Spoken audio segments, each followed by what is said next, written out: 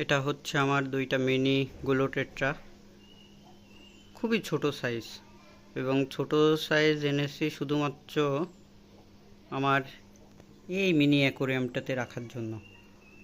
অ্যাকোরিয়ামটা set করা আছে, যে আমার পাশে আরও একটা আছে, ও পাশে একটা আছে। তো এখানেও ছোট বাচ্চা আছে, বগর দিয়ে রাখা।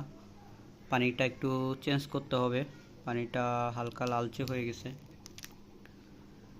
তো এখানে হচ্ছে আমি আমার গ্লু টেট্রাটা রাখবো, এর জন্যই আনা।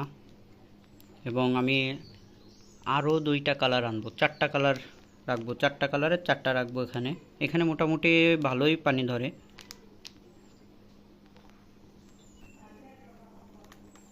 তো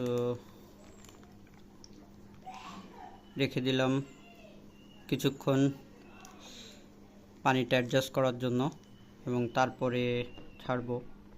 আধা ঘন্টার মতো এরকম রেখে দিয়ে তারপর আস্তে আস্তে ছেড়ে দেবো ভিতরে।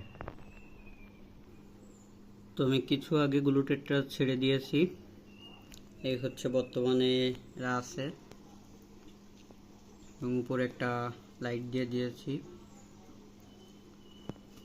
এবং দূর থেকে দেখতে ভালোই লাগছে।